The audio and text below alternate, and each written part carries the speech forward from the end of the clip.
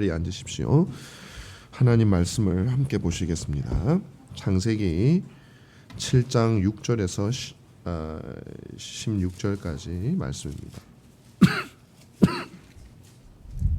창세기 7장 6절에서 16절입니다. 제가 하나님의 귀하고 복된 진리의 말씀을 읽겠습니다. 홍수가 땅에 있을 때에 노아가 600세라. 노아는 아들들과 아내와 며느리들과 함께 홍수를 피하여 방주에 들어갔고, 정결한 짐승과 부정한 짐승과 새와 땅에 기는 모든 것은 하나님이 노아에게 명하신 대로 암수 둘씩 노아에게 나와 방주로 들어갔으며, 7일 후에 홍수가 땅에 덮이니 노아가 600세 되던 해 둘째 달 곧 그 달 11의 날이라. 그날에 큰 기품의 샘들이 터지며 하늘의 창문들이 열려 40주야를 비가 땅에 쏟아졌더라. 곧 그날에 노아와 그의 아들 셈, 함, 야벳과 노아의 아내와 세 며느리가 다 방주로 들어갔고, 그들과 모든 짐승들이 그 종류대로, 모든 가축이 그 종류대로, 땅에 기는 모든 것이 그 종류대로, 모든 새가 그 종류대로, 무릇 생명의 기운이 있는 육체가 둘씩 노아에게 나와 방주로 들어갔으니 들어간 것들은 모든 것의 암수라. 하나님이 그에게 명하신 대로 들어가매 여호와께서 그를 들여보내고 문을 닫으시니라. 아멘. 우리 다 같이 기도로 우리 하나님께 나아가겠습니다. 오늘 말씀 제목은 물론 제가 방주이신 그리스도께 피하는 자는 복이 있도다 이렇게 지었는데요. 또 이제 설교를 더 깊이 생각하고 수정도 하고 뭐 그러는 과정 속에서 이건 뭐 부제라고도 할 수 있겠고요. 제 마음 속에는 여러분들에게 구원에 관해서 우리가 결코 잊지 말아야 할 진실들이라는 그런 부제가 생각이 났습니다. 그래서 여러분들이 오늘 말씀을 들으면서 특별히 우리의 영혼의 구원과 관련되어져서 우리가 절대 잊어서는 안 되는 그런 정말 핵심적인 진리들이 노아의 모습 속에 많이 나오거든요. 그것들을 여러분들과 제가 보는 그런 시간이 되면 너무 좋겠다 생각이 듭니다. 하나님께서는 노아에게 홍수가 있을 것이라고 말씀을 하셨는데 지금까지는 홍수가 없었어요. 우리가 지금까지 본 것은요. 있을 거다 했지만 노아는 계속 힘들게 이제 배만 짓고 있는 거죠. 그런데 오늘 말씀을 여러분 보시면은 드디어 홍수가 납니다. 6절에 홍수가 땅에 있을 때에 이렇게 시작이 돼요. 그러니까 홍수가 났다는 거예요. 그러면서 그 홍수가 나는 그 과정, 마지막 홍수 직전까지의 과정, 그리고 비가 떨어지는 장면을 이제 오늘 본문 속에서 설명을 하고 있습니다. 하나님께서 예언하셨던 대로 하나님께서 노아에게 명하셨던 대로 그 일이 일어납니다. 오늘 이 말씀 속에서 저는 여러분과 함께 구원과 관련되어진 세 가지 중요한 잊지 말아야 될 진리들을 함께 나누고자 합니다. 첫 번째는 약속된 구원이란 뜻입니다. 구원이 약속되어졌고 그것은 성취되었다라는 겁니다. 성경의 모든 약속은 반드시 이루어진다는 것이죠. 두 번째는 차별이 없는 구원이라는 겁니다. 구원에는 잘난 사람 못난 사람 차별이 없습니다. 오직 그리스도의 의를 붙드는 믿음으로 붙드는 자만이 구원에 이르게 됩니다. 세 번째는 하나님의 구원입니다. 이 구원은 우리가 노력해서 수고해서 얻는 구원이 아니라 우리의 노력과 수고가 그 안에 있지만 그 공로는 전혀 없고 오직 모든 구원의 과정을 주관하시는 분은 하나님의 은혜다라는 것을 여러분에게 오늘 말씀을 드리고자 합니다. 첫 번째로 약속된 구원입니다. 하나님은 우리에게 굉장히 많은 약속을 주셨어요. 명령도 주시고 예언도 주셨어요. 그리고 그것은 특히 구약에 주어졌던 많은 것들은 신약에 빠짐없이 이루어집니다. 구약의 예언의 대부분은 예수 그리스도에 대한 것이었어요. 단지 메시아가 온다가 아니라 어디에서 어떤 방식으로 어떻게 오셔서 어떻게 죽으실 것인가에 대한 내용까지 다 예언되어져 있습니다. 그래서 하나도 빠짐없이 다 이루어졌습니다. 마찬가지입니다. 하나님이 신약 성경을 통해서 우리의 마지막 날에 대해서 예언을 하고 있습니다. 그것도 다 이루어질 겁니다. 우리는 노아가 아직은 비가 오지 않아서 배를 만들고 있던 그 비슷한 시기를 살아가고 있는 거. 우리도 배를 만들고 있는 거예요. 순종함으로. 그죠? 제가 지난주에 말씀을 드렸잖아요. 여러분, 하나님은 잘 살고 있는 노아에게 나타나셨어요. 처음 나타나실 때 얘기하는 겁니다. 잘 살고 있었어요. 괜찮았어요. 남들하고 비슷했습니다. 물론 이제 거룩하게 살았겠죠. 하나님 잘 섬기면서. 그러면 뭐 생업을 하면서 배 만들지는 않았을 거 아니에요. 이게 잘 살았습니다. 근데 갑자기 나타나셔가지고 노아의 삶에 평지풍파를 일으키셨습니다. 어떻게 보면 좀 이상한 말씀을 하셨어요. 세상이 악하여 멸망시킬 것이니 이제부터 방주를 만들라는 겁니다. 뭐 틈틈이 만들라는 것도 아니고 부업으로 하라는 것도 아니고 전업으로 하라는 겁니다. 뭐 1년 하라는 것도 아니고 10년 하라는 것도 아니고 한 뭐 최소 50년 이상은 방주만 만들라는 겁니다. 인생이 완전히 바뀌는 거예요. 삶이 완전히 뒤집어지는 겁니다. 이거 할 수 있겠습니까, 여러분? 우리가 어떤 일을 직업을 가지다가 하나님이 갑자기 나타나서 네가 그동안 대학 나오고 뭐 준비하고 살아가던 거 다 내놓고 다른 거 해라. 내가 명하는 거 해라. 그것도 좀 뜬금없는 거잖아요. 산에서 배 짓는 거니까. 그거 어렵잖아요. 근데 노아는 그렇게 했습니다. 굉장히 큰 변화죠. 그런데 또 한편으로 생각해 보면 노아의 삶에 큰 변화는 없었습니다. 왜냐하면 늘 같은 것이었어요. 그전에도 하나님께 순종하는 삶을 살았고 이번에 하나님의 새로운 뜻이 보여졌으니 순종하는 것뿐입니다. 그러니까 노아의 삶은 어떤 면에서는 큰 변화가 있었지만 어떤 면에서는 그냥 그전과 똑같은 순종이라는 방편에서 보면 똑같은 삶을 살고 있습니다. 여러분, 신자의 삶이 이와 유사하다고 생각합니다. 하나님은 우리의 삶에 항상 개입을 하세요. 어떤 면에서 우리는 큰 변화를 겪습니다. 그러나 동시에 참된 신자의 삶은 한결같습니다. 일상적이에요. 어떤 명령을 하시건 하나님께 순종하던 삶을 사는 사람은 또 순종하는 것이에요. 늘 하던 걸 하는 겁니다. 그것이 엄밀하게 말하면 우리 신자의 삶의 뼈대가 되어야 된다라는 것이죠. 우리는 종종 우리 삶에 나타나는 변화로 두려워합니다. 불평합니다. 왜냐하면 내가 주인 된 삶을 살아서 그래요. 하나님께 순종함을 삶을 산 게 아니라 내가 내 인생을 설계한 거죠. 나는 이때쯤 이렇게 해서 이렇게 해서 이렇게 해서 이런 사람 만나고 이렇게 뭐 이런 건 내가 설계한 겁니다. 그런데 그 설계를 내가 열심히 했는데 하나님이 자꾸 다른 길로 인도하거나 노아처럼 갑자기 배를 지으라 그러면 그게 충격이 오는 거예요. 큰 변화가 일어난다고 생각을 하는 거예요. 근데 아니에요. 늘 순종하던 대로 순종하는 사람은 여전히 변화가 없습니다. 그러나 그렇지 않았던 사람은 엄청난 변화가 일어나는 거죠. 그 충격에 빠지기도 하고 여러분이 인생을 살다가 뭐 사업이 안 되거나 좀 우리가 계획했던 것들이 틀어질 때 얼마나 큰 충격에 빠집니까? 그러나 우리의 위대했던 신앙의 선배들은 물론 일시적인 사람이니까 충격은 있었겠지만 그들은 한결같이 하나님께 순종하는 동일한 삶을 살았던 것을 우리가 볼 수 있습니다. 하나님의 명령을 받은 노아는 연흑적처럼 여전히 순종하며 배를 만들기 시작했습니다. 몇 년이나 만들었을까요?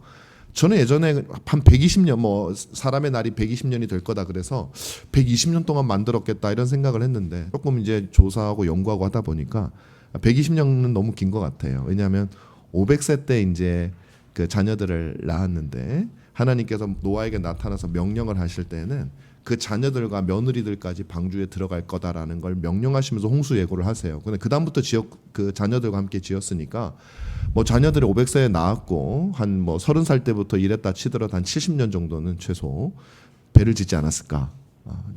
물론 노아 오래 살았습니다. 오래 살아서 우리가 생각하는 70년하고는 다르지만 그래도 여러분 1년을 사는 사람 입장에서는 1년 긴 건 똑같아요. 그래서 70년 동안 한 사람의 평생이죠. 지금 그 배를 지은 겁니다. 그렇게 긴 세월 동안 배를 만들면서 제가 누누이 얘기했지만 이게 굉장히 의미가 있는 얘기입니다. 조롱을 받았을 거예요. 또 뭐 조롱을 누가 했을 수도 있겠지만 조롱을 안 했더라도 자기 스스로가 이상하다고 생각을 했을 겁니다. 자기 삶이 완전히 바뀐 거잖아요. 근데 그게 비상식적이란 말이에요. 맑은 날에 산 꼭대기에 배를 70년 동안 짓는 거, 그리고 500년 동안 살면서 한 번도 경험해보지 못한 홍수가 나봤자 저 산 밑에서 좀 나고 말았는데 저 산, 그러니까 자기의 경험과도 또 다른 사람의 경험과도 시대의 정신과도 상식과도 맞지 않는 짓을 노아는 해야 했던 것입니다. 자괴감이 들었을 수도 있습니까? 내가 지금 뭐 하고 있는 거야? 뭐 이런. 여러분, 우리가 다윗도 그렇지만은 우리 신앙이 위대한 사람이라고 해서 뭐 당대 의인이라 그래서 노아가 하나님이 되는 건 아니에요. 사람입니다. 사람치고 의인이다 그 얘기거든요. 그러니까 뭐 의심도 들고 자괴감도 들고 뭐 울기도 했을 거고 뭐 낙심도 했을 거고 그랬을 겁니다. 노아는 그랬을 거예요. 그런데 여러분, 자기의 삶을 배를 만드는 그 일에 그래도 믿음이 있으니 발을 옮긴 거예요. 갈아 넣었어요. 그런데 결국 그날이 왔습니다. 비가 오는 거예요. 동물들이 오기 시작하더니 때가 되니까 방주 다 지었다 생각했더니 동물들이 한 마리씩 오는 거예요. 야, 이게 진짜 이루어지는구나. 그리고 비가 내리기 시작했습니다. 그렇게 오지 않을 것 같았던 그날이 하나님의 약속대로 왔습니다. 여기서 우리는 세 가지를 알 수 있습니다. 하나님의 심판의 날은 반드시 온다라는 사실. 그리고 두 번째는 그 심판날의 비참함은 인간의 상상을 초월할 것이라는 사실.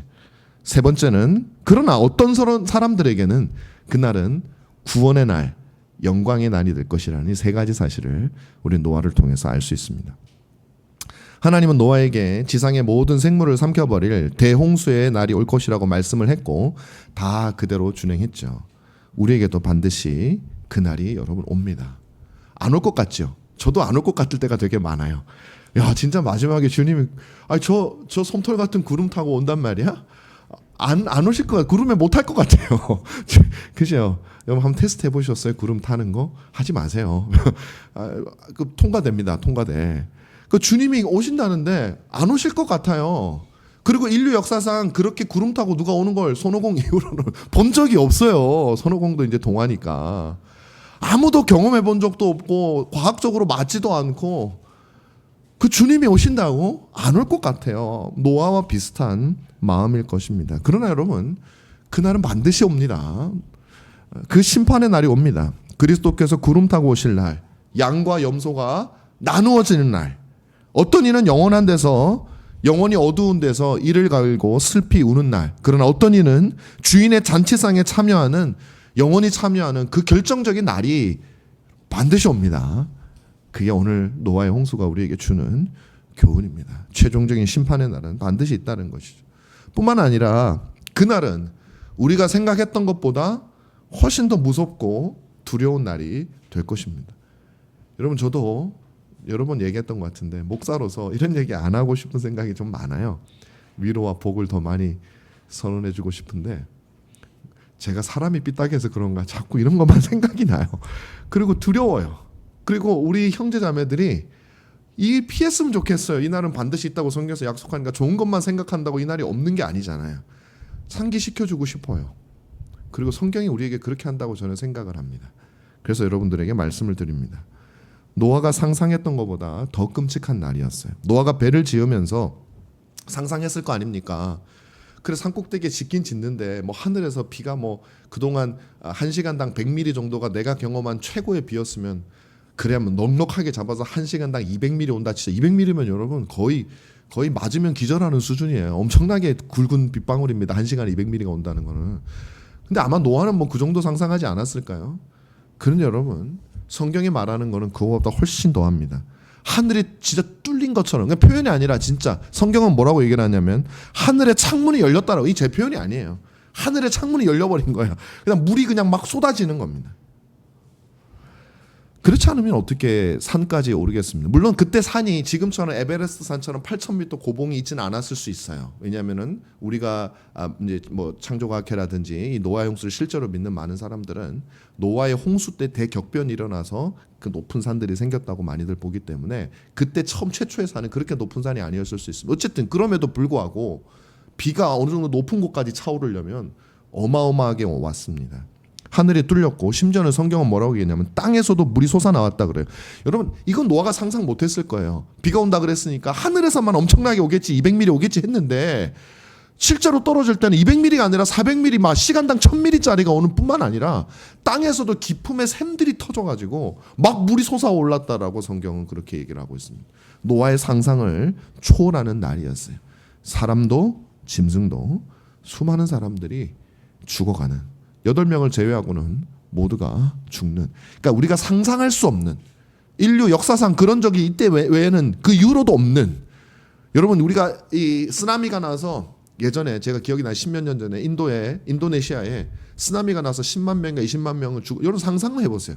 그 한 번에 10만 명이 죽었은 그 지나간 자리를 한번 상상해 보시라고. 얼마나 인간이 볼 수 있는 가장 끔찍한 모습일 겁니다. 상상하기도 싫죠. 죄송해요. 제가 상상하라 그래서. 그런 것이죠.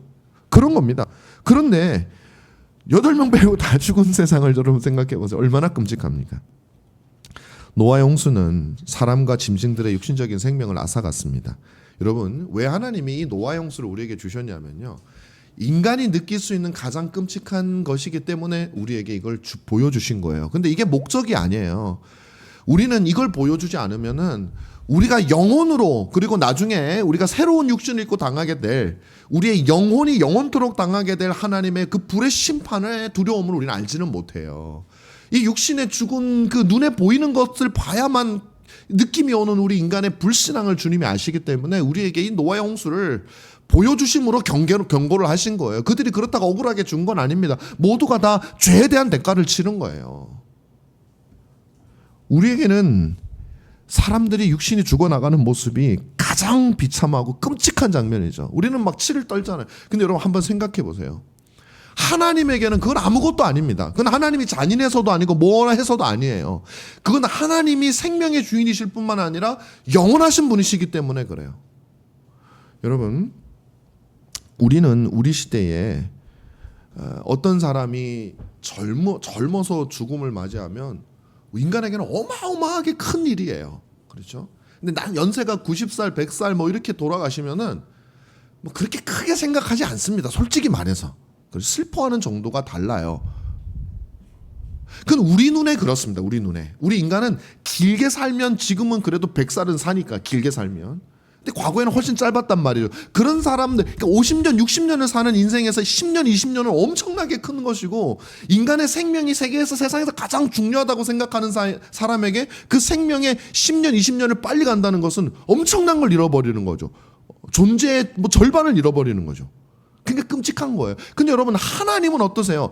하나님은 창조 이래로 지금까지 영원히 살아계신 분이기 때문에, 그리고 그분은 시간을 초월하는 분이시기 때문에, 우리가 30년 먼저 죽으면 인간은 세상이 무너지지만 하나님은 어차피 우리는 다 죽을 사람이에요. 하나님은 아담의 창조 이래로 모든 사람이 죽어오는 걸 늘 보고 오셨어요. 하나도 특이하지도 신기하지도 않은 일이에요. 주님은 영원하신 하나님에게 비해서 30년 20년은 아무것도 아니면 어차피 죽는다라는 그 명제에 똑같은 거예요. 하나님 앞에서는. 여러분, 이 시간의 무서움을 아시겠습니까? 제가 저번에 한번 말씀드렸잖아요. 예전에 1890년인가 그때 프랑스 파리 에펠탑에서 찍은 그 동영상을 제가 본 적이 있어요. 제가 그걸 보면서 옛날 사람들 모자 이렇게 길쭉길쭉한 그 유럽 사람들 모자 쓰고 막 자전거 타고 다니는 사람도 있고 막 그 막 이 뒤가 뭐라 그러죠? 드레스가 굉장히 풍성한 그 여성들 그 드레스 입고 왔다 갔다 하는 사람도 있고 다 젊었어요. 그때는 저 사람들을 그 찍은 당시에는 얼마나 쌩쌩하고 그냥 그랬겠어요. 근데 제가 그걸 보는 순간 저기 있는 사람들 한 명도 빠짐없이 다 죽었겠네 이 생각이 드는 거예요. 참 이상하죠. 사람이 성격이 이상해서 그런지 왜 그런 게 생각나는지 모르겠어요. 다 죽었겠네. 맞아요. 불과 100년이라는 우리가 지나가는 시간도 별로 아까워하지 않은 이 시간이 쌓이고 쌓이니까 인류, 지구에 있는 모든 인류가 다 죽은 거예요. 근데 우린 그 비참하다고 안 해요. 하나님 앞에 똑같아요. 제가 왜 이 말씀을 여러분에게 드리냐면은 하나님이 우리가 느낄 수 있는 방편으로 홍수를 그렇게 주심으로 심판의 끔찍함을 우리에게 알려주시는 거예요. 어떻게 보면 하나님이 보실 때는 인간이 나고 죽는 것은 아무 일도 아니고 너무나도 당연한, 물론 죄의 결과이긴 하지만 당연한 일인 그 당연한 죽음을 우리에게 보여주시면서 우리가 끔찍함을 느끼는데, 하나님은 우리에게 뭘 말씀하시고자 싶으면 우리 육신의 죽음을 보면서도 눈 하나 깜빡하지 않아 하시는 그 하나님에게 정말로 고뇌하고 정말로 힘겹고, 하나님이 정말로 어떻게 뭐 인간이라면 그런 신경을 쓰시는 사건이 있단 말이에요. 그게 심판이에요. 그게 우리 영원히 심판받는 그것을 막기 위해서 하나님께서는 당신의 모든 지혜를 짜내시고 당신의 아들을 인간이 되게 하셔서 십자가에 당하는 그 고통을 감내하시고, 하나님께서는 우리를 위하여 모든 일을 하실 정도로 신경 쓰는 일이 뭐냐? 그게 마지막 우리가 당하게 될 심판이란 말이에요. 노아의 홍수를 보시고서는 인간이 몇 년 먼저 죽는 건 하나님에게 아무것도 아니지만 우리 영혼이 운명이 가늠하는 일에서는 하나님은 너무나도 큰 일이셨어요. 그날이 온단 말이에요. 그 끔찍함을 여러분 우리가 상상이나 할 수 있겠습니까? 성경 우리에게 마지막 날이 우리가 생각하는 것과 비교할 수 없이 끔찍한 날이 될 것이라고 그렇게 얘기를 합니다. 이날에 어떤 사람들은 말할 수 없는 비참한 심판을 당할 것입니다. 하늘에서 쏟아지고 땅에서 터져나오는 이 진퇴양난의 끔찍한 상황 속에서 자포자기한 채 죽음을 맞이하는 그런 우리가 보기에는 불쌍한 사람들도 너무 많을 것입니다. 이들은 수치를 당할 것입니다. 옷을 껴입지만 마치 옷을 다 벗은 것처럼 어마어마한 수치를 당하게 죄의 그 더러운 것들이 가리워지지 않는 이 인간의 모든 감각이 다시 다 살아나게 하셔서 우리의 죄를 다 느낄 수 있도록 수치를 느낄 수 있도록 하실 것이에요. 그들은 이 날이 올지 몰랐다고 말할 겁니다. 오더라도 한참 있다 올 것이라고 생각했을 겁니다. 그러다가 보니 세상의 즐거움에 빠져서 잊어버려 버린 거죠. 근데 그날이 갑자기 찾아왔어요. 제 말이 아닙니다. 그날이 도둑같이 올 것이라고 주님이 말씀하셔요. 그리고 이들은 영원히 후회할 거. 여러분 영원한 후회가 얼마나 끔찍한지 여러분 아세요? 그죠? 생각해 보셨습니까? 우리 후회하고서 다시 만회할 기회가 있으면 괜찮잖아요. 영원히 후회하는 삶.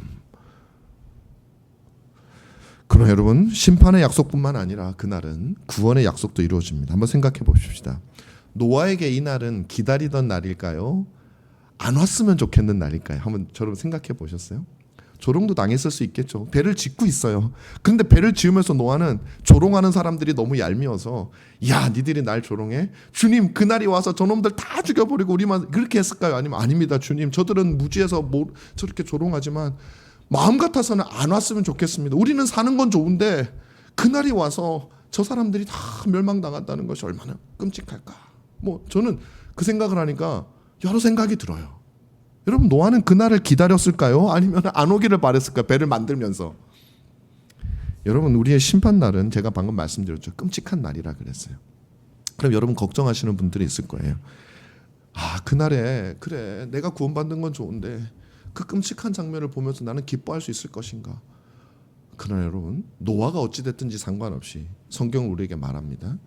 그날에 여러분들은 너무나도 영광스러운 상태로 변하게 될 것이고 여러분들은 하나님의 영광과 기쁨과 즐거움과 환희 가운데 처하게 될 하나님 그리스도의 방주에 탄 모든 사람들은 이 세상에서 누릴 수 없는 비교할 수 없는 영광스러움에 거하게 될 것이라고 성경은 우리에게 말합니다. 걱정하지 마시란 말이에요. 나만 살 것 같아서 걱정하지 마. 지금은 그 안타까운 마음으로 복음을 전하셔요. 그건 맞아요. 그러나 혹시 그날이 오면 불행해질까 봐 걱정하지 마시라는 거예요. 여러분들은 수치를 당하지 않을 것이고 여러분들이 이 땅에서 당했던 믿음으로 당했던 모든 조롱은 그것이 얼마나 탁월한 지혜인지 드러나게 될 거예요. 이건 제 말이 아니고 성경의 말씀이에요. 이 약속을 믿으면서 여러분 가시기를 바랍니다.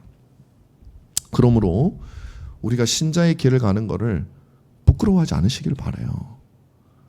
그걸 눈치 볼 때 많잖아요. 사람들이 나를 어떻게 볼까. 내 스스로도 막 이게 맞나 이럴 때도 있고 막 그렇잖아요. 믿음의 길을 가십시다. 믿음의 길을 가십시다. 우리 인생은 한 번밖에 없어요. 한 번밖에 없는 우리 인생 믿음대로 한번 살아보는 저와 여러분이 되었으면 참 좋겠습니다. 우리 믿음과 반대되는 어정쩡한 삶을 살지 말자. 아예 교회를 안 나오든지 그러면. 그러니까 안 나오라는 뜻은 아니고요. 그게 낫죠. 양다리 걸치면 이게 참 인생이 피곤해요. 죽도 밥도 아니야. 우리의 믿음대로 사십시다. 이것이 우리의 길입니다. 세상 사람들의 길에 눈길 주지 마십시오. 눈길 주면 가고 싶어요. 저도 그래요.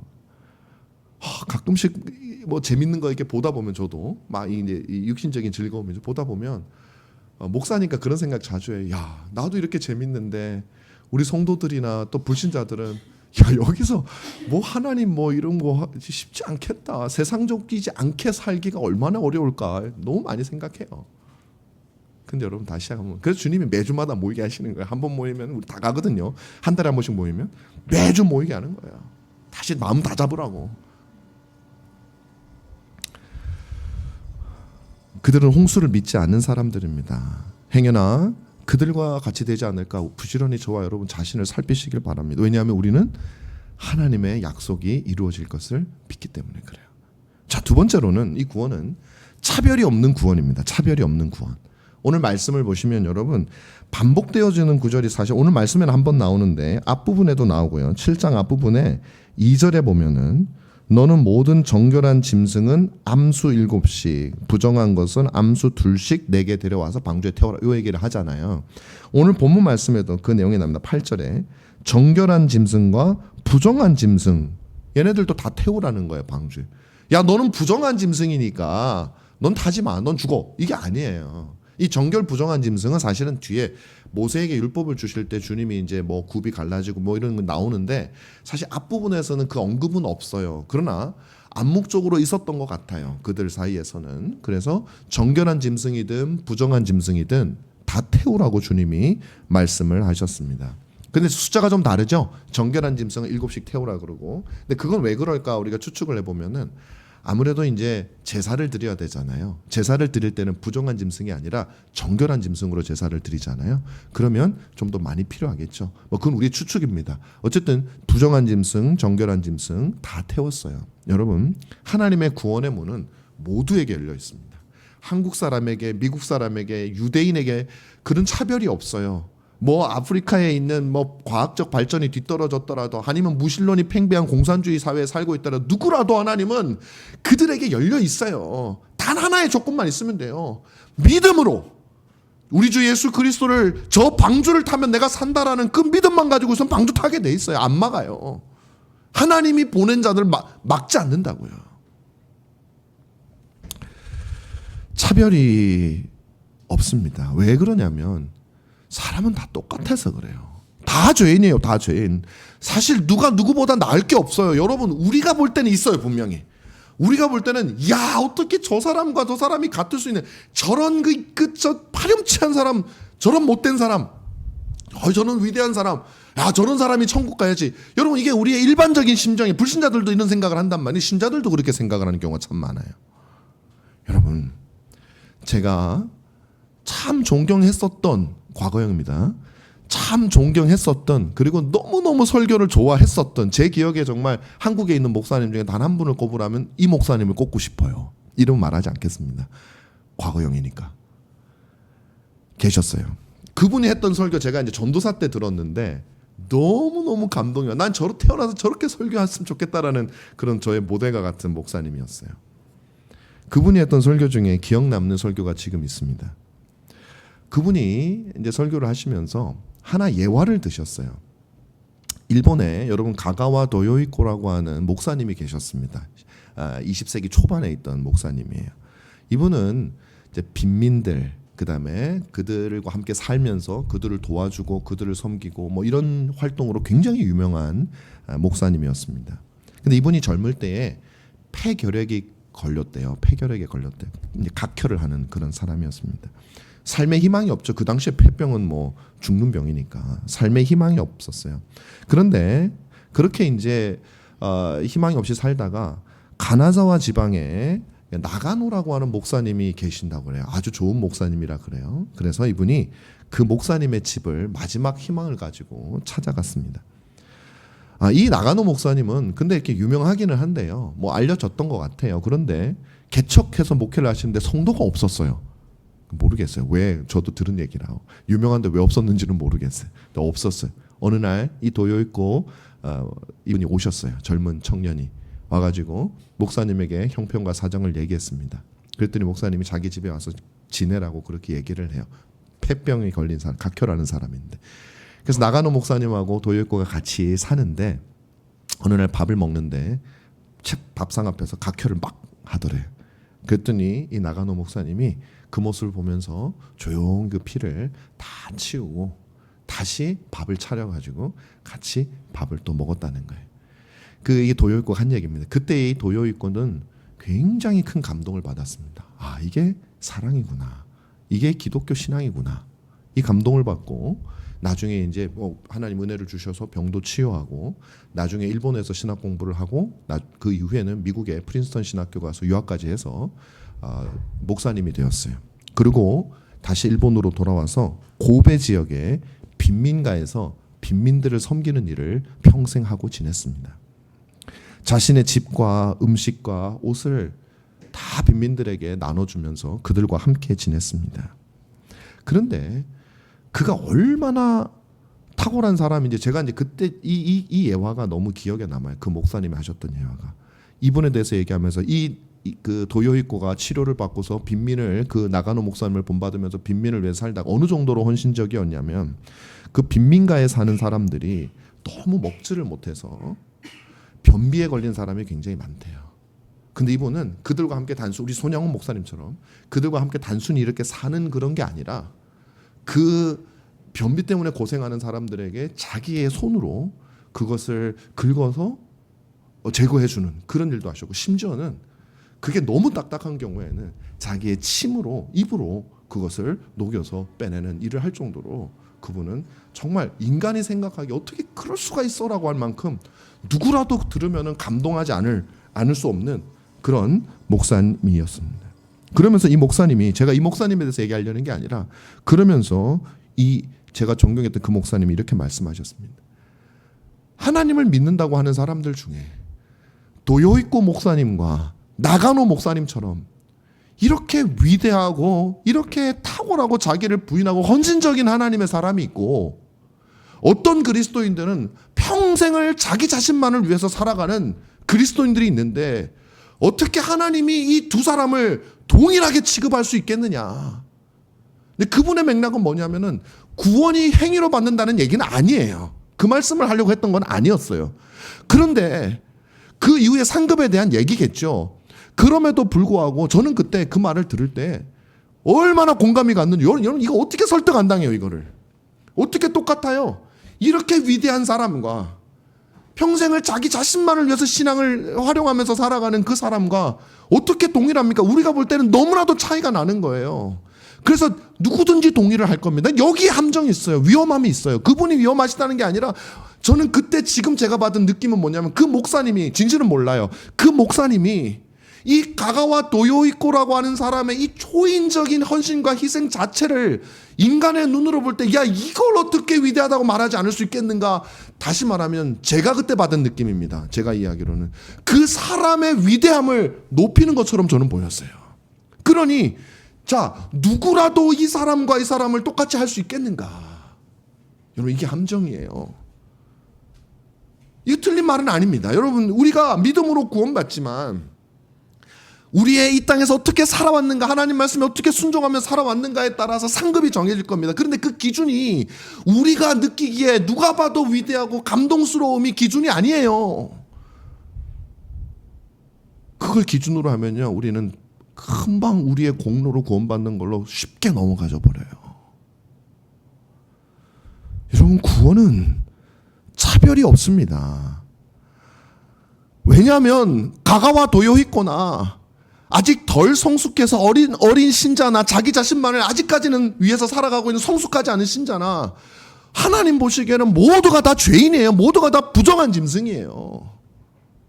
여러분, 하나님이 부정한 짓은 정한 짓은 나누실 때 굽이 나누어졌냐 안 나누어졌냐로 나누실 때 굽을 뭐 자기가 나누고 싶어서 나눴습니까? 뭐 돼지는 돼지로 태어나고 싶어서 태어났어요? 그냥 태어난 거예요. 뭐 소는 착한 일을 많이 해서 괜찮습니까? 뭐 그런 게 아니잖아요. 우리의 것이 아니에요. 근데 우리는 때로는 우리가 바라보는 그 사람의 외적 모습으로 마치 하나님이 그것을 통해서 뭔가를 하실 것처럼 생각을 하는 경향이 아니에요. 하나님 보시기에는 모두가 다 동일합니다. 평생을 빈빈을 위해서 살았던 가가와 도요히코나 강도짓을 하다가 잡혀서 죽기 직전에야 예수 그리스도를 믿고, 뭐 그 사람이 한 말이 뭐가 있습니까? 주님, 날 기억해 주십시오. 그 말밖에 안 했어요. 그 사람이나 주님은 구원하시기에 충분한 믿음의 사람인 거예요. 공로가 포함되지 않습니다. 차별이 없어요. 그가 어떤 인생을 살았느냐는 구원의 방주에 올라타는데 공로가 되지 않습니다. 물론 우리가 얼마나 하나님께 순종했느냐가 우리의 믿음이 참되냐를 보여주는 증거는 될 수 있지만 그것이 공로가 될 수는 없단 말이에요. 이 잘 이해하셔야 됩니다, 여러분. 이거를 우리 주님의 은혜는 모든 죄인에게 넘칩니다. 이것이 얼마나 기가 막힌 일입니까?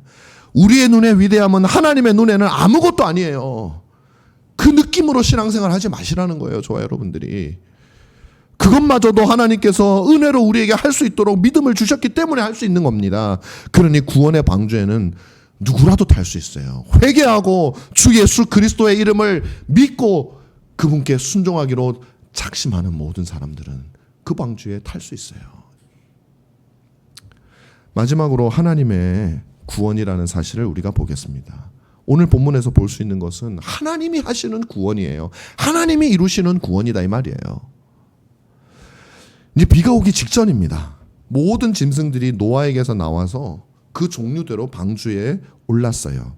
노아와 그의 가족들도 방주에 올랐습니다. 근데 본문이 그냥 그렇게 안 끝나요. 여러분 디테일에 뭐 악마는 디테일이 다른데 악마가 아니고 하나님은 선하신 하나님도 디테일에 있어요. 디테일을 여러분 잘 보셔야 됩니다. 두 가지 표현이 제가 볼 때는 우리가 주목해서 볼 표현입니다. 우리 16절을 말하는 겁니다. 들어간 것은 모든 것의 암수라. 하나님이 그에게 명하신 대로 들어가며 들어갔는데 그냥 들어갔다고 하지 않고 하나님이 노아에게 명하신 대로 들어가며 이 표현이 하나가 있고요. 또 하나가 뭐냐면은 여호와께서 그를 노아를 들여보내고 문을 여호와께서 닫으셨다라는 이 두 가지 표현입니다. 여러분 주의 깊게 안 보면은 그냥 넘어가는 표현이에요. 근데 굉장히 의미가 있는 표현입니다. 잘 들어보십시오. 성경이 그냥 우리가 생각하는 그런 게 아니에요. 우리가 생각하는 게 세상 사람들이 생각하는. 보십시오.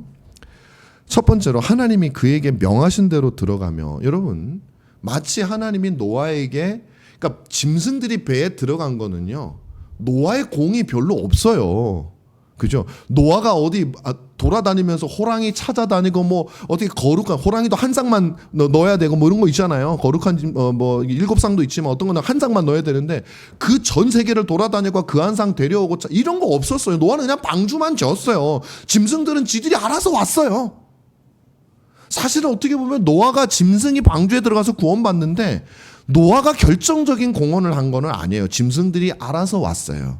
그런데 하나님은 뭐라고 말씀하시냐면 노아에게 명한 대로 짐승들이 왔다라는 거예요. 무슨 말을 하고 싶은 걸까요? 그냥 짐승들이 왔다가 아니라 노아에게 명해서 마침 노아가 명을 받고 뭔가를 짐승들이 배에 타서 구원을 받는데 노아가 뭔 공헌을 한 것처럼 주님이 말씀하신다고. 실질적으로는 없는데 노아가 한 것처럼 말씀하신다고요. 근데 또 따지고 보면요. 노아가 또 없는 거는 아니에요. 방주를 지었잖아요. 그죠? 방주 안 지었으면 짐승이 와봤자 뭘 타요. 그냥 죽지. 그리고 뭐 그 방주 안에 뭐 호랑이 칸, 사자 칸 뭐 이런 것도 만들었을 거예요. 노아가. 다 뭐 호랑이가 올라갔을 때 계단도 만들고 노아가 한 거는 있어요. 근데 이건 부수적인 겁니다. 하나님이 얼마든지 하실 수 있는 일이었어요. 그냥 노아를 통해서 하시는 거예요. 심지어 짐승이 나와오는 데는 노아는 아무것도 안 했어요. 우리가 여기서 무엇을 볼 수 있습니까? 하나님께서 모든 걸 하시지만 그럼에도 불구하고 하나님은 여러분들의 순종을 통해서 하시고 여러분들을 공치사해 주신단 말이에요. 그 순종을 높이 여기시고 그 순종을 공로로 구원하시는 건 아니지만 여러분의 순종을 칭찬해 주신다고요. 아무것도 아닌데도 칭찬해 주세요. 여러분 우리 인간이 살아가다 보면 이런 일이 참 많습니다. 농부가요 자신의 일을 부지런히 하고 그래서 풍년이 들면요 그 공을 누가 가져갑니까? 농부가 가져가요. 저 김 씨는 참 열심히 농사를 짓더니 그래 저렇게 노력을 많이 했으니 잘 먹고 잘 사는 게 맞아. 여러분 직장도 마찬가지예요. 내가 열심히 수고해가지고 그만큼 부를 얻으면 그래 저 사람은 노력했으니까 그만큼 많이 누리는 게 맞아. 저 사람의 공로야. 우리 사회에서 많은 것들을 그 사람의 공로로 돌립니다. 하나님이 그것을 막지 않으세요. 그런데 여러분 잘 놓고 보십시오. 농부가 자기 혼자 열심히 일한다고 해서 그 모든 걸 거둘 수가 없어요. 그죠? 그냥 쉽게 말해서 하나님이 비를 안 내리시면 농부가 어떻게 할 거예요? 아무리 부지런한들 뭘 할 거예요? 하나님이 홍수를 내버리시면 농부가 뭘 할 수가 있어요? 우리 사회도 마찬가지입니다. 여러분들이 수고해서 수입을 얻지만 사람들은 그걸 칭찬하지만 하나님도 우리에게 너 수고했다라고 얘기하지만 우리가 한 수고보다는 하나님이 우리에게 모든 걸 할 수 있는 조건을 주셨기 때문에 우리의 수고가 결과를 내는 겁니다. 하나님이 다 하실 수도 있어요. 교회도 마찬가지예요. 전도도 마찬가지예요. 하나님이 다 하실 수도 있어요. 거기에 여러분들을 동참시키는 거예요. 그리고 여러분들의 순종을 하나님이 칭찬해 주시는 거예요. 상급을 주시기 위해서. 여러분 오늘 이게 우리 하나님이에요. 마치 우리가 한 것처럼 하나님이 여겨주시는 거예요. 근데 우리는 마치 진짜 내가 한 것처럼 하면 그건 안 되는 거예요. 우리는 무익한 종입니다. 주님, 제가 뭐 열심히 하긴 했는데요. 그게 뭘 이루어낼 수 있습니까? 하나님이 모든 걸 조성해 주시지 않으면 제가 뭘 할 수 있겠습니까? 모든 것은 주님의 은혜입니다. 라고 말을 해야 되는데, 주님, 제가 이렇게 했는데 이걸 안 해주셔요? 제가 이렇게 열심히 살았는데 저의 삶을 이렇게 힘들게 하시다니 실망입니다. 우리는 그런 마음들이 많이 있어요. 불평이 나오고 하나님의 신뢰를 못하고 삐지고 하나님에 대해서 그럴 때 많잖아요. 아니에요. 하나님은 여러분들을 사용하셔서 여러분들의 공치사를, 여러분들에게 순종을 귀하게 여기시는 겁니다. 가가와 도요이코 목사님이 했던 그 어렵고 위대한 일도 하나님을 향한 자기 부인의 결과가 아니라 한 인간의 탁월한 깨달음과 능력과 강력한 의지의 결과라면 전혀 위대하지 않습니다. 그거는 우리는 위대하게 보지만 전혀 하나님 앞에는 무가치예요. 벨직 신앙고백서 24조 다음 주에 배울 내용에서 그걸 분명하게 얘기하고 있어요. 우리 인간이 보기엔 대단한 일이라도 모든 일 속에는 하나님이 받아들일 수 있는 죄악이 있다고 믿음으로 하지 않으면 하나님 못 받아요. 그런데 하나님이 노아를 칭찬해 주죠. 왜? 믿음으로 했기 때문에 그래. 믿음으로. 그 일이 그만한 공을 세워서가 아니라 하나님이 인정해 주시는 거라고요. 아무리 위대한 일이라도 인간의 의지의 결과라면 십자가에서 그리스도를 두둔했던 강도의 고백보다 한마디 말을 하는 것보다 더 위대하지 않습니다. 여러분. 그거 아셔야 돼요. 그 엄청난 도요이코 목사님이 그 막 인간이 할 수 없는 그 어마어마한 일을 했지만 십자가의 강도가 믿음으로 했던 한마디 말보다 별 볼 일 없을 수도 있는 거예요. 그분 말고 다른 예를 들어볼까요? 다른 종교에서 아니 하나님 믿지 않는 사람들 중에서는 그런 사람이 없습니까? 있어요. 더한 사람들도 있어요.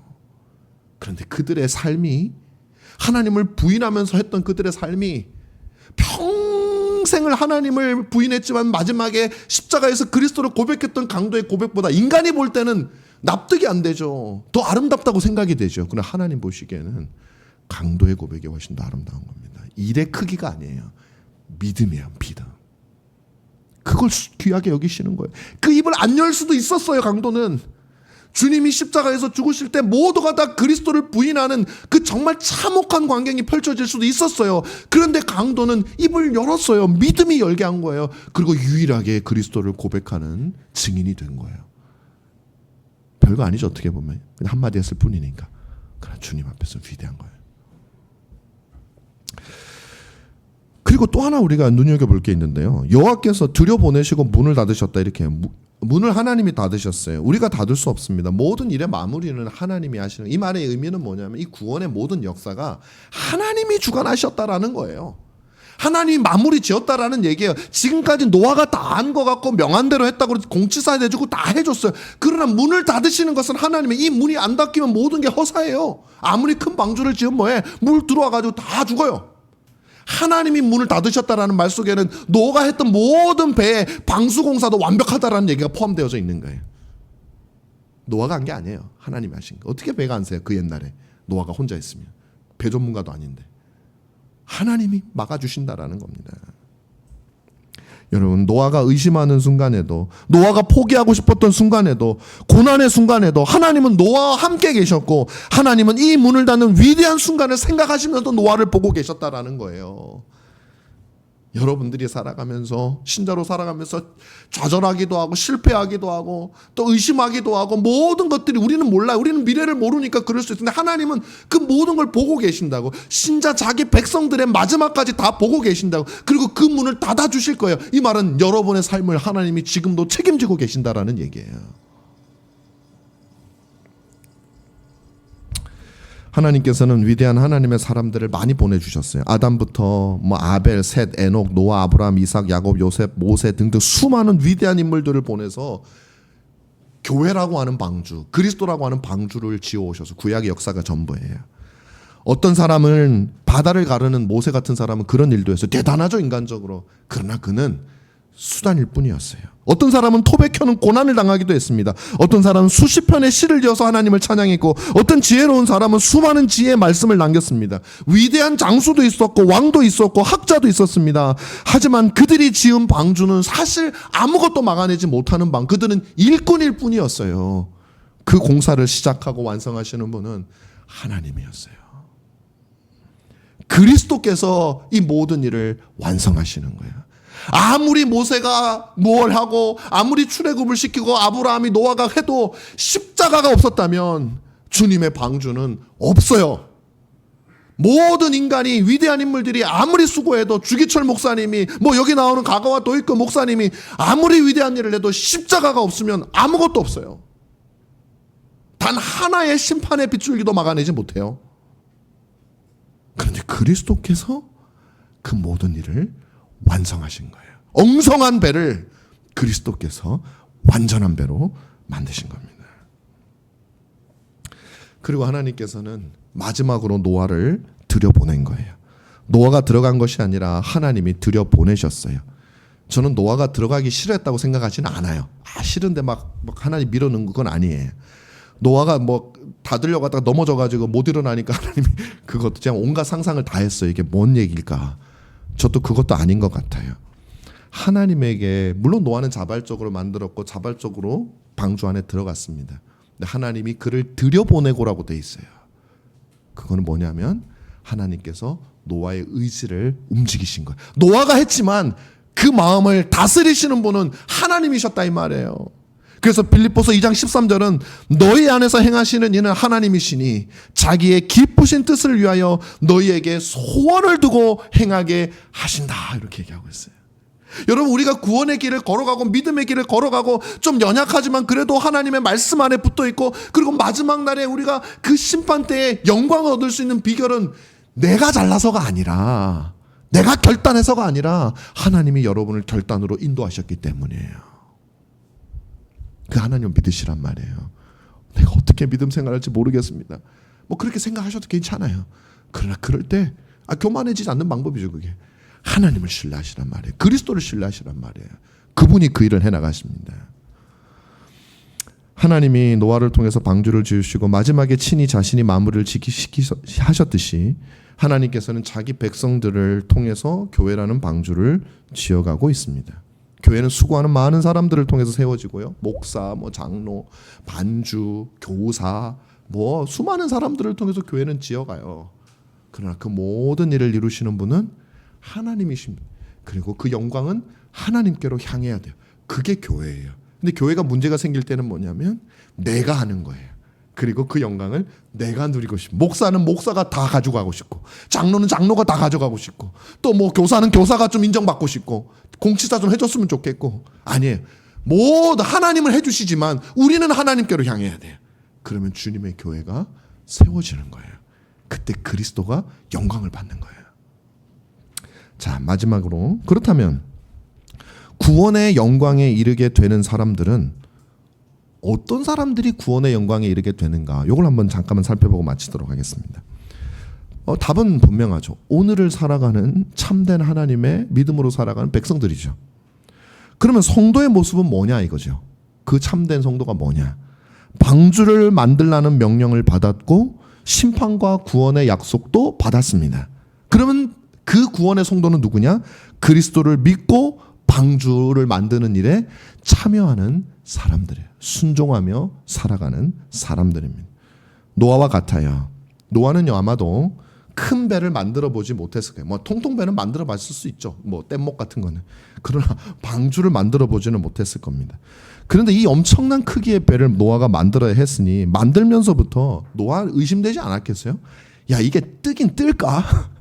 하나님이 이렇게 설계도를 주시긴 하셨는데 근데 또 설계도를 보니까요 더 불신이 생겨. 여러분 노아의 방주는 말 그대로 우리가 왜 방주라고 얘기하냐면 이게 상자처럼 생겼어요. 날렵한 유선형의 배가 아니에요. 그리고 노아의 방주에 없었던 게 많이 있습니다. 돛대가 없죠. 바람을 타야 어디로 갈 거 아니에요. 목적지가 있는 사람들은 돛대가 필요하죠. 노도 없습니다. 이거 어디 방향을 내가 조절할 수 있어야 되는데 노가 없어요. 키도 없어요. 뒤에 이 키가 없어요. 그냥 상자예요. 그다음 물에 둥둥 떠다니는 상자. 유선형도 아니야. 막 파도가 오면 막 부딪힐 수도 있어요. 그런 상자였어요. 그러니까 키도 없고 돛대도 없다는 말은 우리 인간의 의지대로 어느 방향으로 가는 배가 아니란 말이에요. 교회가 그런 곳이란 말이에요.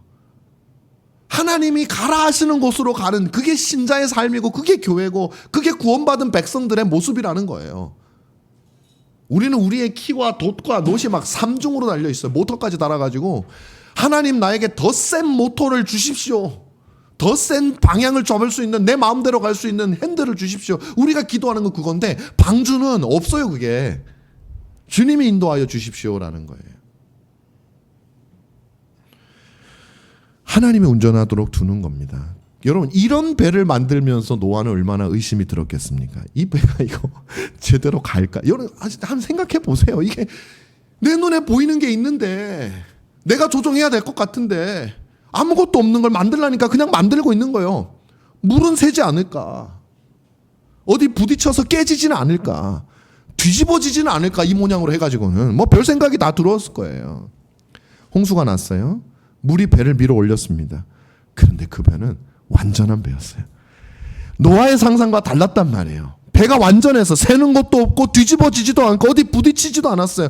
모든 것이 하나님의 손에 있었더니 홍수가 끝날 때쯤에는 아라랏산에 딱 머무는 그런 배가 되었던 겁니다. 이것이 최상입니다. 왜냐하면 이유가 있어요.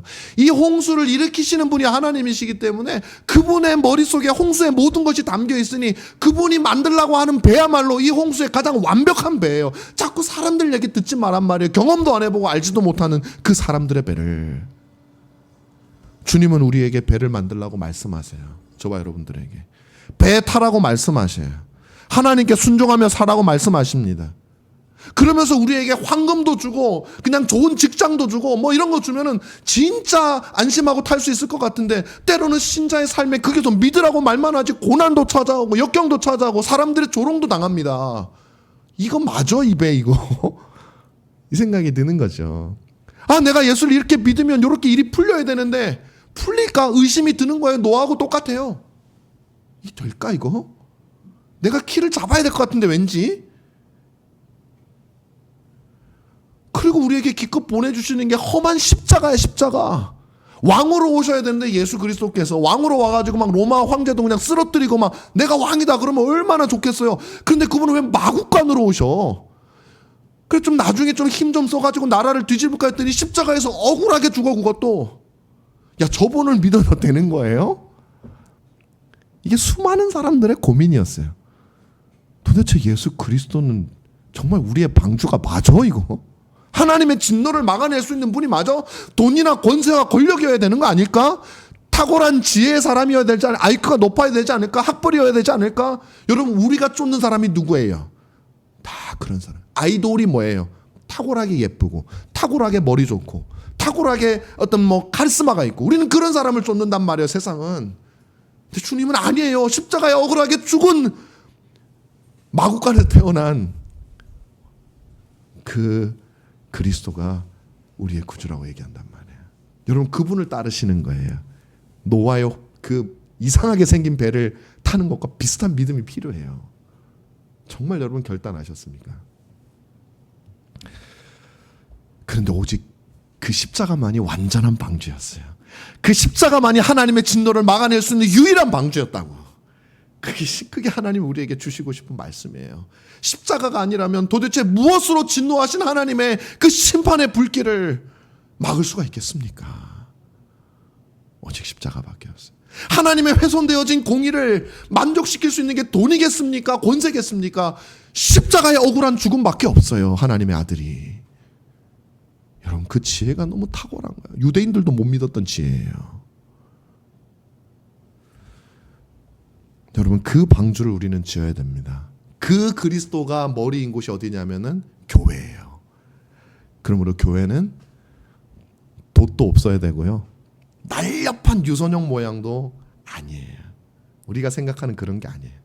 무슨 키가 있어가지고 우리 마음대로 조종해서 성도들이 좋아하는 스타일로 가는 그런 거 아니에요. 노도 필요 없어요. 교회는 투박합니다. 예쁘고 화려한 교회, 사람들에게 매력적인 교회가 아니에요. 막 똑똑한 사람들이 모여있는 강남의 어느 교회 가면 그 교회 가면 왠지 뭐 있어 보이 그런 거 아니에요. 처음에 예수를 믿었던 사람들은 다 어부들 제일 못 배운 사람들. 그래요. 무식한 사람들. 사회에서 내놓은 사람들, 갈릴리에서 예수님이 그랬다. 갈릴리에서 무슨 선한 것이 나냐 무시당했던 그것이 교회예요. 근데 우리는 지금 교회가 막 유선형으로 만들고 막 지금 막 매력적인 곳이 되게 하기 위해서 그러고 있지 않나요? 교회는 여러분 투박합니다. 방주와 같은 교회, 이런 교회라야 우리를 살릴 수 있는 거예요. 도시 없어야 돼요. 완전한 구원의 방주가 될 수 있는 교회는 그리스도를 닮아야 돼요. 그는 고운 모양도 풍채도 없고 어떤 흠모할 것도 없다고 이사야 선지자는 말했어요. 근데 우리는 교회를 머리는 그릇인데 몸은 막 엄청 흠모할 것이 많은 막 언밸런스야. 안 맞아. 그런데 우리는 그게 맞대요. 머리를 잘못 이해하고 있는 것 같아요. 오늘날 많은 교회들이. 사랑하는 여러분, 투박해 보여도 세련되지 않아도 하나님께서 명하신 그 길을 저와 여러분들이 가시고 그런 교회를 우리가 만들어가고 여러분이 그런 교회가 되시고 또 여러분 가정이 그런 교회가 되시고 그런 가정들이 모여서 그런 교회를 이루고 그래서 우리가 진정으로 마지막 날에 쏟아질 그 심판을 막아낼 수 있는 주 예수 그리스도라는 몸에 굳건히 붙어 있어서 세상 어떤 것도 신경 쓰지 말고 그분의 몸에 붙은 것만 생각하며 걸어가는 저와 여러분들 다 되시기를 바라고, 죄악된 세상 속에서 방심하지 말고 하나님을 사랑하시고 그리스도를 쫓는 저와 여러분 되시기를 간절히 바랍니다. 기도하겠습니다.